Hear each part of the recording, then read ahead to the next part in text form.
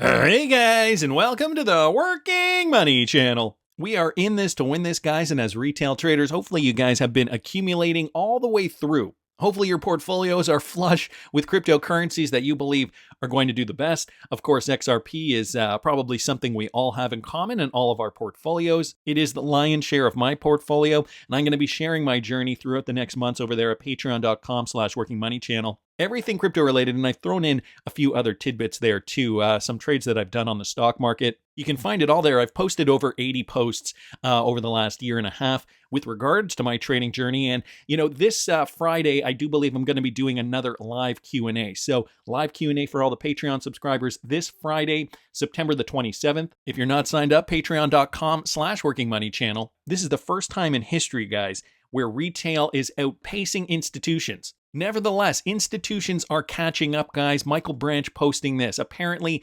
now 70% of top U.S. financial advisors now hold cryptocurrency. Trust me, that was not the case before. It's funny to think that, in 2019, 2020, I was likely holding more cryptocurrency than a lot of the top institutions. Matt Hoogan, Chief Investment Officer at Bitwise Asset Management, has reported a shift in crypto adoption among the country's top financial advisors. So you got to think, if they were getting into crypto, this is the XRP chart, but if I were to bring up the Bitcoin chart, if they were getting in 2023, as we were seeing the market dip, they were buying Bitcoin in and around $26,000, $25,000 per coin. Even if they were buying in and around here, $16,000, $17,000, $18,000, which I think some would say is a pretty good price to buy Bitcoin. Well, I'll tell you something, guys. I've cost averaged my Bitcoin, and for many reasons, it is this low because I've done my due diligence. I made sure that I was buying when there were opportunities. I've cost averaged my Bitcoin in and around $1,700 per coin. So it's all about finding these opportunities, maximizing profit. And so, this now coming to a head as 70% of advisors now hold crypto. According to him, this shift shows growing confidence in digital assets among the financial elite. A wave of the most powerful people in finance are finally allocating to crypto, Hoogan wrote in a memo to his clients on Tuesday. The summit brings together the top financial advisors in the U.S. Hoogan was invited to speak following the launch of a spot Bitcoin ETF, including Bitwise's BITB product earlier this year. In his speech, the CIO gauged the room by asking how many advisors own Bitcoin or other crypto assets in their personal portfolios. Nearly every hand in the room went up. He noted, estimating that about 70% of the attendees held digital assets. So a far cry from what the numbers were in 2019, 2020, and even 2021 during the last bull run. So guys, retail, we have that leg up, but this market is just going to be getting bigger, which is great for us. Really good for us too, because you got to think to yourself, before I get into that next slide, you got to think to yourself, if we're accumulating, if we've been, like I've been in this space since 2017. And so, I accumulated Bitcoin down in around here. I bought some in 2017 too. And then I've been accumulating over time. Same with my XRP. If I were to just bring up the XRP chart, I bought my first batch of XRP, unfortunately for me, but fortunately got me on the XRP bandwagon. I bought it in and around here at 73 cents back in December of 2017. I was late to the party, guys. I was a newbie at this point. I've certainly learned a lot since then. And then the best opportunity for me when I cost averaged down was in and around. I think it was either the beer flu or it was the SEC lawsuit. I think it was actually the SEC lawsuit where I cost averaged down quite significantly. I think I bought at 17 cents or something like that, 17 something. I was also cost averaging down throughout 2018. But like I've said, guys, this is the long game. At this point in time, I'm looking to sell a portion of my XRP during this bull run and keep a portion for the long-term value proposition. And us retail traders, we do have that leg up because we did have that. That's what I was going to say. We did have that opportunity to buy at such low prices such a long time ago. XRP liquidity bringing this to our attention. Both addresses activated by Bitstamp. 1.95 million sent 4 times today to receiving wallets. Okay, this is XRP being transferred by Bitstamp. And look at these quantities, 98.8 million, 95 million, 95 million, and 95 million. So quite a lot of XRP on the move, likely for ODL purposes. So this is also bolstering that real-world utility narrative. Not only are we going to eventually see the real-world utility for XRP being utilized in the United States, we're also seeing those other countries that have already gotten on board to RippleNet. They're likely going to be scaling up as the years go on, right? As more people are conducting cross-border transactions. So first of all, the economy is growing. Secondly, companies are adopting technology at a higher rate. But thirdly, once more countries become integrated, more of these types of transactions are going to be done over DLT. So we're going to steadily see XRP utility being driven up. So I wanted to thank XRP Liquidity there for posting that. James Wallace also did state that Ripple does work with the Federal Reserve. This was from a recent presentation courtesy of Mr. Mann. Others was like the rise of other CBDCs. So I do work in the US. We work with the Fed, and we work with the academic. We work with the Fed, a number of universities that also work with the Fed, and the geopolitical impact of CBDCs is one of the topics that we've been working on. And when China announced the digital yuan, that suddenly made the Fed, the US Fed, wake up and go, oh, hang on a minute. This is scary because the dollar is still the primary currency for global trade, reserve currency, and if the digital yuan becomes widely used outside of China, that could be a threat to the dollar. So he's discussing this in the context of CBDCs, but you did notice there, Ripple is actively working with the Federal Reserve. As the wise madman does say down here, crucial small details that barely get noticed. It is a good find. Thank you, says Mr. Mann. So with regards to CBDCs, okay, obviously, the United States is worried about de-dollarization. That could impact many different things within the economy. So Ripple is working very closely with the Fed, which does bring me to the concept of the back to the RLUSD, this Ripple stablecoin. Could they be creating this for perhaps for the Fed to be able to help defend U.S. dollar dominance while still using DLT technology? Nevertheless, this is an interesting point to note. So I wanted to thank Mr. Mann for pointing that out. Guys, Ripple partners like Flutterwave, they are expanding. They're collaborating with Main Street Bank to extend remittances in 49 U.S. states. So Flutterwave is an African company, but they are expanding their Send App service across 49 U.S. states through a partnership with Main Street Bank. Send App by Flutterwave facilitates faster, easier, and more affordable money transfers from Africans, specifically to the United States. Remittances to Africa have doubled over the last decade, reaching an estimate of $100 billion in 2022, according to the United Nations. Supporting the medical bills, education costs, and living expenses of an estimated 200 million Africans. So I think it goes without saying that this expansion, this type of improvement for many different expats around the world and people who move abroad to find a better life, to have a better life for their family, they need to, one of the major services that they rely on is sending money cross borders. And so, Flutterwave, based in Africa, realized that people from their particular continent, their region of the world where they're from, do live in the United States. And so they have, it looks as though they partnered with SendApp to do this in 49 U.S. states, basically all except Texas. So the U.S. expansion will build on Flutterwave's success and reinforce its commitment to serving the African diaspora communities globally with a payment solution that fits all their needs. And Flutterwave, guys, a confirmed Ripple partner. Here's a quote: "Our partnership with Main Street underscores our dedication to providing secure, regulatory compliant, and efficient financial solutions. This has further strengthened the safety and security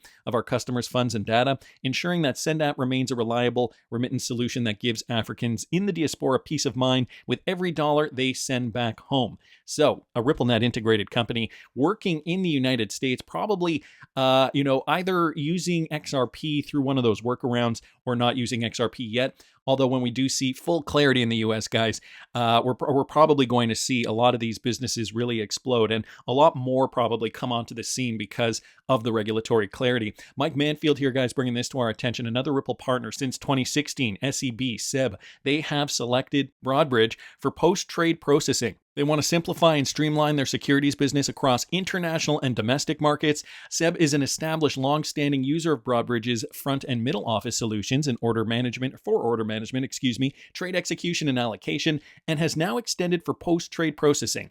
As a result, the bank now benefits from a strategic front to back office infrastructure that simplifies and optimizes trading workflows and operations across international markets with advanced straight-through solutions that deliver efficiency, scale, and resilience at every stage of the securities trade lifecycle. And here's a quote, guys: "We are excited to support SEB across its full trade lifecycle, bringing transformation and innovation across its securities business in the Nordic region and through wider international markets. So post-trade processing, another application for DLT solutions. Seb has been connected to Ripple since 2016. There have already been a lot of talks about tokenizing on the XRP ledger for many different solutions. FX trades obviously is a big one, but also settling anything of value, the tokenization of everything. Essentially, as the head of Archax did mention, $30 to $50 trillion perhaps one day going to be settled over the XRP ledger through Archax. So to see other Ripple partners deciding to extend partnerships, deciding, maybe they're doing it now because they're realizing, okay, we're getting very close to clarity. And, when you're dealing with international business, you have to kind of look at the bigger picture. You have to zoom out and see, okay, who do we do business with? If it is the United States, and in a lot of cases, it will be the US, just because the US is such a large economy. A lot of these companies will wait for their biggest market, the market that they do business with, to be regulated before they jump on board with more solutions, even if they are fully regulated. So I think we will also see more of that moving forward. Anyway, wanted to thank Mike for posting that. Guys, I also happen to see this. Another Ripple partner, one of the big three, in my opinion, Finastra, is working with First Pacific Bank. So Ripple partner Finastra has announced that First Pacific Bank, a Southern California-based community bank that offers custom financial solutions for individuals and businesses, has selected Finastra Payments to Go to modernize its payment infrastructure. You can see here they're connected to, or rather they will be connected to FedNow, that receives 24/7 support, and it is ISO 20022 compliant. As part of Finastra's commitment to open finance, Payments to Go offers seamless connectivity to other software projects or providers, fintechs, and financial institutions, giving banks the flexibility needed to deploy modern and agile payment solutions quickly and efficiently. And so this opens them up, okay, deployed. They're also partnering with Microsoft Azure, which does also have a Ripple connection. So this provides the bank with the agility needed to offer new and innovative payment rails, including the FedNow service, which is also connected, coincidentally, to Ripple through Valente. As one of the first software providers in the industry to compete certification with the FedNow service in ISO 20022 compliance, Finastra is well positioned to provide financial institutions with the ability to deliver instant payment services around the clock, with more than 200 customers across the U.S. able to launch FedNow service through its solutions. So this is all leading to that end game, right? Integrating, right? Some of the bigger partners integrating the smaller partners so that they can be ISO 20, whether it's being ISO 20022 compliant or specifically focusing on one of their services, how they can help. This is all adding to that flywheel effect, adding to the fact that through these large Ripple partnerships, we are going to see more DLT adoption, likely running on the XRP ledger, and hopefully we will see this as we do see more mainstream adoption of these platforms take hold. So that's some great news there from one of the larger Ripple partners, Finastra. A lot of partner news today, guys. Wrath of Kahneman also bringing this to our attention. So Ripple user dLocal has partnered with another company called Shopy. dLocal facilitates local payments in rapid growing markets, linking global enterprise merchants with customers across Africa, Asia, and Latin America. With one dLocal concept featuring a single direct API, one platform, and one contract, international companies can accept payments, process payouts, and settle funds worldwide. This eliminates the need to manage separate pay-in, pay-out processors, establish multiple local entities, and integrate various acquirers and payment methods in each market. So why is it beneficial to leverage dLocal? dLocal users can make payments in 4 new markets. So the collaboration with Shopy Pay allows dLocal to incorporate it as a payment option for its clients, streamlining both the pay-ins and payouts. With this expansion, dLocal merchants can now enable their users to effortlessly make payments for goods and services through the Shopy platform. And guys, this is happening in emerging markets like Thailand, Malaysia, Indonesia, and the Philippines. So I don't actually know how big Shopy Pay is, but if they are, and this is the thing, right? Living in the West, we only know the companies that we are familiar with, like Amazon and Facebook and Google and all those companies. But in other parts of the world, they do have equivalents to those companies that could be as big, if not bigger, than some of the companies that we know. And so, when we hear about these types of integrations, I know a lot of us just think to ourselves, yeah, who cares, right? But a lot of this is really going to be important for even the Western world. Think about how often we are purchasing something over, let's say, Amazon, and it's coming from China, for example. So, the integration, the complex integration of the entire financial structure, the global financial structure, this is what we're focused on, and this is why this flywheel effect is so important. The spider web just keeps getting bigger and bigger for RippleNet and DLT technology. So I thought that was some pretty good news there. Wanted to thank the Wrath of Kahneman for posting that. And guys, we've got another one from Mike and another one from Finastra. So Finastra with a couple of stories today. Finastra today announced the appointment of Andrew Bateman in the role of EVP Lending. So they've just got a new head there. Joining Finastra is an exciting step, and I can't wait to meet the team and our customers and partners to help supporting their technology modernization journeys. Reporting to Finastra CEO Simon Paris, Andrew brings almost 30 years of experience in financial services. He excels in guiding global teams in modernizing technologies through technical agility, supporting customers' growth agendas. In addition, he is committed to promoting inclusion, diversity, and sustainability within the industry and strongly advocates for workplace well-being and open communication. So it looks like they have a new member on the team. Simon did say it is a pleasure to have Andrew on board. He knows the industry inside and out, and we are confident that his skills will help our lending customers to thrive in an open finance environment. Open finance, that is, part of a new wave of finance in the world. Finastra wants to be on the cutting edge. Of course, lending products, that is something else that can be tokenized on DLT platforms. So we've got a lot of news here, guys, basically bolstering the bottom line, basically bolstering worldwide global utility for XRP, the potential for XRP to really explode in many of these markets once we do see regulation and integration finally take hold. Ripple's also in talks, as per James Wallace here, with the Federal Reserve. And guys, 70% of top US financial advisors now hold cryptocurrencies. This is not by coincidence. They are holding it not for speculative purposes, but guys, they know that cryptocurrency is really going to rip and roar. Think about it for a second. Do you think they're just buying because of a 4-year cycle? Or do you think they know that certain coins that have utility are going to serve a purpose, that they are going to rise in value based on their utility? Of course, everybody's going to buy Bitcoin. It is the granddaddy. It is gold 2.0. It is probably the only cryptocurrency that institutions will buy that doesn't serve a purpose. But think about the rest of their portfolios. Think about all the utilities, all the application that cryptocurrencies can bring to the table. And we are at the forefront, guys. Yes, I'm saying retail. Even DTCC has just confirmed retail has the upper hand on institutions for the first time in history. This one courtesy of Cypress Domenicore. Listen to this. So as one famous Bostonian once said, the institutions are coming, right? And we're starting to see progress where more certainty in the market is helping institutional adoption, such as the approvals of FIT21, other instruments, both ETH and Bitcoin, spot ETFs. Those have been super helpful in pushing the movement forward. It just shows you there's pinned up demand. It is pushing through.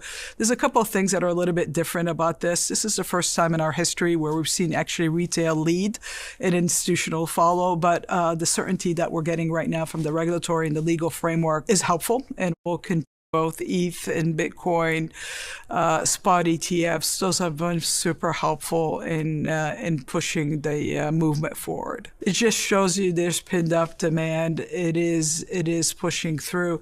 There's a couple of things that are a little bit different about this. This is the first time in our history where we've seen actually retail lead and institutional follow. Retail is leading the charge, guys, and institutions are realizing we better jump on board before this rocket ship takes off. That's just my opinion, but I want to hear what you guys think. Please subscribe to the channel if you haven't already. Like the video if you like the content I'm providing. I always love hearing your comments. See you in the next one, guys.